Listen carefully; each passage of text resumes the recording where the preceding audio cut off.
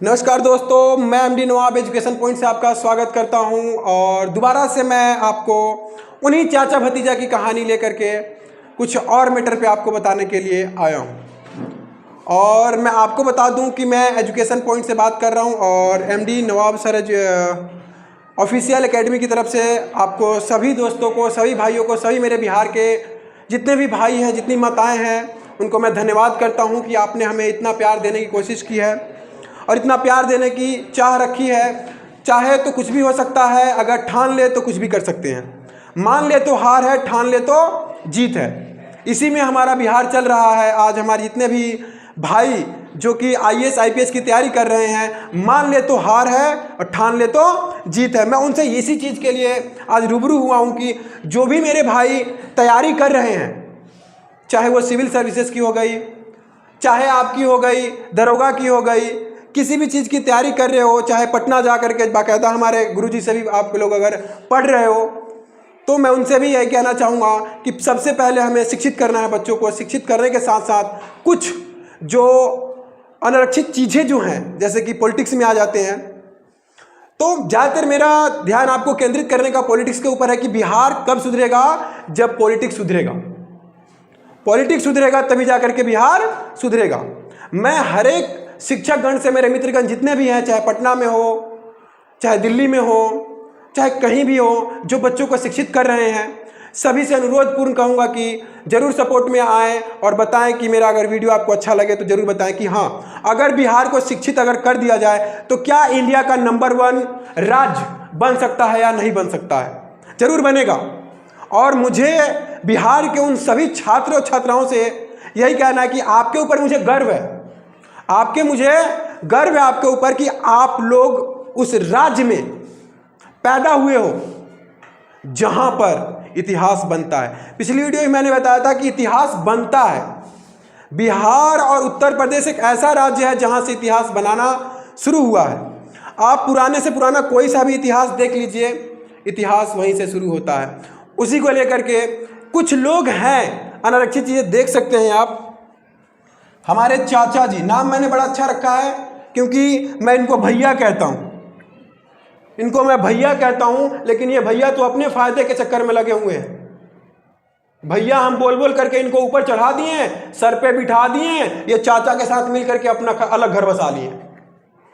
मेरा कहने का मतलब ये है, इस तस्वीर को आप गौर से देखते हो कि बिहार के सभी भाइयों से मुझे अनुरोध है कि आप लोग सब जानते होंगे और सब पहचानते हैं, ये हमारे मनीष कश्यप भैया जी हैं जिन्होंने बिहार के लिए आवाज उठाया था। हर एक चीज की पोल खोल करके रख दिया हुआ था। इनको आज जेल में सड़ना पड़ता है। जेल में, उस जेल में रखा जाता है इनको जहां पर समाज के वो गंदी कीड़े जा करके रहते हैं, वहां पे इनको आज रखा जाता है। मैं इन भैया जी से आग्रह करूंगा कि भैया आप भी बिहार से हो और आपके जो पिताजी हैं ना, हमारे प्रिय लालू प्रसाद जी, जिनका एक भाषण देखने के लिए अच्छे अच्छे लोग तरसते थे, जिनसे मिलने के लिए अच्छे अच्छे लोग तरसते थे, जिनकी आवाज सुनने के लिए पूरा इंडिया का लोग तरसता था, संसद में उनकी आवाज सुनने के लिए अच्छे अच्छे लोग जो तरसते थे, आप उनके बेटे हो। ऐसी नीचता करते हुए आपको शर्म आनी चाहिए भैया। आप ये चाचा के साथ मिल करके आपने इनकी जिंदगी बर्बाद कर दी। आपको जब हमने सर पे बिठाया है, इसका मतलब है आप हमारी सर की रक्षा करना, आप हमारे राज्य को बढ़ावा देना। लेकिन आप क्या कर रहे हैं? आज सबसे ज्यादा जरूरत किस चीज की है बिहार में? बिहार में सबसे ज्यादा जरूरत है शिक्षा की। आपने वादा किया था कि शिक्षा हम दिलवाएंगे, क्या कर रहे हैं? ना बिहार में शिक्षा का जो व्यवस्था है वो ठीक हुआ। आप इतने सालों से जो उप मुख्यमंत्री पद जो लेकर के बैठे हुए हैं, शिक्षा का आपने से सही नहीं किया। चलिए कोई बात नहीं, मुझे उम्मीद भी नहीं है आप लोगों से, क्योंकि आप किनके साथ हैं? चाचा के साथ है। इसलिए चलिए, सबसे मेन चीज आती है, स्वास्थ्य की बात आती है। इनको तो ठीक कर दीजिए। आज उत्तर प्रदेश और बिहार के ऐसे ऐसे गांव हैं जहां पर लोग बेइलाज मर जाते हैं। उसका जिम्मेदार कौन है भाई? हमने आपको चुना है और आपको चुना है, तो इसका जिम्मेदार कौन है? मैं आपसे यही पूछूंगा। ये हमारे मनीष भैया किसके पे आवाज उठा रहे थे? इन्हीं चीजों पे तो आवाज उठा रहे थे। आपने क्या किया? ये मजदूर के लिए, सबसे मेन बात आपको पता होना चाहिए कि आपने इनको किस लिए डाला है। ये किसके ऊपर आवाज उठा रहे थे भाई? ये मजदूर के ऊपर आवाज उठा रहे थे। किसके ऊपर?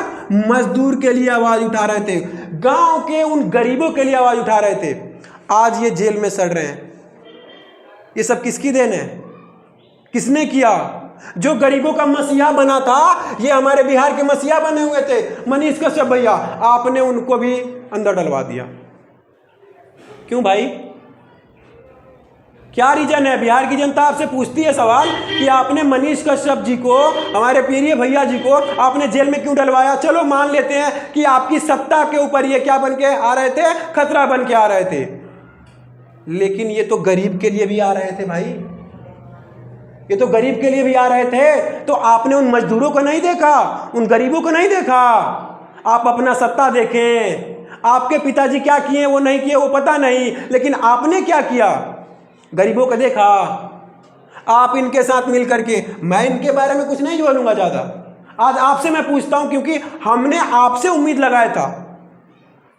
हमने आपसे उम्मीद लगाया था कि आप कुछ करेंगे जब सत्ता में जाएंगे। तो आपने क्या किया भाई? हमारे लिए क्या किया? हमने आपको सर पे जब बिठाया था तो आपने क्या किया हमारे लिए? अगर नहीं करना है तो सत्ता छोड़ दीजिए। सबसे मेन बात है, अगर आप हमको बागी समझिएगा, मुझे कोई फर्क नहीं पड़ने वाला है। हमें भी डलवा दीजिएगा अंदर, कोई फर्क नहीं पड़ता है। कितने सारे शहीद आए गए। आपने जब इतने बड़े मजदूर के स्वयं सेवक, जनता के सेवक को आपने अंदर डाल दिया, अंदर डलवा दिया, जेल में आज सड़ रहे हैं, तो हम कौन सी चीजें आपके लिए भाई?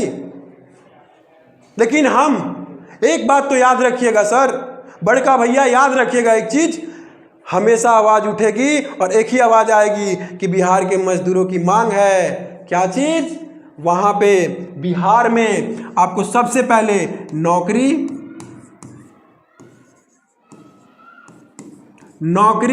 और शिक्षा। अगर आपने शिक्षा दे दिया, नौकरी, शिक्षा और रोजगार, कौन सा? रोजगार। आपके ऊपर ही लिख रहा हूं सर। अगर आपने हर एक मजदूरों को देना शुरुआत ही करेंगे ना, सिर्फ आगे आने वाली सरकार हमेशा आपकी बनेगी। हम गर्व करते हैं जिन लालू जी के ऊपर कि उनका एक भाषण सुनने के लिए हर एक कोई तरसता है। आप बनिए ना, आप उन्हीं के तो अंश हैं। आप उन्हीं के तो अंश है ना। तो वो बिहार के लिए लड़ते रहे हमेशा, और आप किसके लिए लड़ रहे हैं? ये चाचा जी के लिए, पलटू चाचा जी के लिए, जो कभी आपकी बुराई करते थे, हमारे लालू जी की बुराई करते थे आप उनके लिए, और अपनी सत्ता बचाने के लिए। नहीं सर, आप बिहार की जनता के लिए लड़िए, हम हमेशा आपके साथ रहेंगे। गद्दारी कीजिएगा तो बिहार की जनता आपको माफ नहीं करेगी। और जितने भी मेरे भाई इस वीडियो को देख रहे हैं, अगर आप सहमत हैं कि हां बिहार की जनता जागरूक होने के कगार पे है, बिहार के लोग जागरूक होने के कगार पे है, तो सपोर्ट जरूर करें कि मैं हमेशा बिहार सरकार के खिलाफ आवाज उठाता रहूं। एक दिन ऐसा आएगा कि बिहार सरकार खुद कहेगी कि नहीं, इस बच्चे ने जो भी बोला बिल्कुल सही बोला। दिल्ली में हो करके भी इसने बताया कि हाँ, वो जहां जन्मभूमि है ना, उसके लिए उसने कुछ किया है। कर्म भूमि मेरी यहां दिल्ली में है, लेकिन जन्मभूमि बिहार में है। तो उसने जन्मभूमि के लिए कुछ किया है, उसने बताया है, हमें जागरूक कराया है। हम अंधेरे में थे, बिहार सरकार आज भी अंधेरे में है और रहेगी, लेकिन हम सारे टीचर शिक्षक मिल करके जब उन्हें जागरूक करने की कोशिश कर रहे हैं, उसमें मेरा छोटा सा योगदान है। अगर सबके सब जागरूक करने की कोशिश करेंगे तो एक दिन वही बिहार सरकार हमारे पास आकर कहेगी, इस बच्चे ने, इस शिक्षक ने हमें जागरूक करने की कोशिश की, अंधेरे से उजाले में लाने की कोशिश की। जो भी भाई सहमत हैं, सपोर्ट जरूर करें, हमारे चैनल पे आएं और अपना राय जरूर दें कि क्या अगर बिहार सरकार हमारे साथ नाइंसाफी कर रही है तो उनको हटाना चाहिए या नहीं चाहिए, चाहे किसी की भी सरकार हो, चाहे हमारे भैया की हो, चाहे हमारे चाचा की हो, मुझे कोई फर्क नहीं पड़ता, क्योंकि बिहार को उन्नत स्तर पे लाना है।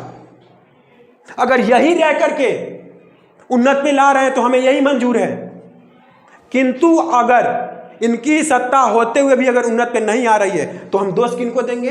इनको देंगे। क्यों देंगे? क्योंकि हमने इन्हें चुना है। अगर आप उन्नत करवा रहे हो, बिहार उत्तर प्रदेश के जो भी हैं बच्चे अनेक राज्यों में भटकते रहते हैं, उनको सहायता की आवश्यकता है सर आपकी। बड़े भैया आपकी सहायता की आवश्यकता है। बस आप सिर्फ शिक्षा स्वास्थ्य अच्छा करवा दीजिए बिहार में, अब बिहार नंबर 1 बनेगा। आज कहीं भी जब मैं पढ़ाता हूं कि बिहार स्वास्थ्य में सबसे नीचे, शिक्षा में सबसे नीचे, हर चीज में सबसे नीचे हैं सर। इससे ज़्यादा मैं आपसे क्या बता सकता हूँ? आपको हर चीज़ पता हो करके भी आप अनजान बैठे रहते हैं। क्यों सर? क्योंकि आपके ऊपर और कोई है क्या? आपके ऊपर, आप किसी के दबाव में हैं। चलिए मान लेते हैं जो आपके स्तर के नीचे काम करते हैं वो दबाव में आपके रहते हैं, लेकिन आपके अंदर तो पूरा सपोर्ट है, हम जनता की पूरा सपोर्ट है, तो आप ऐसा क्यों कर सकते हैं सर?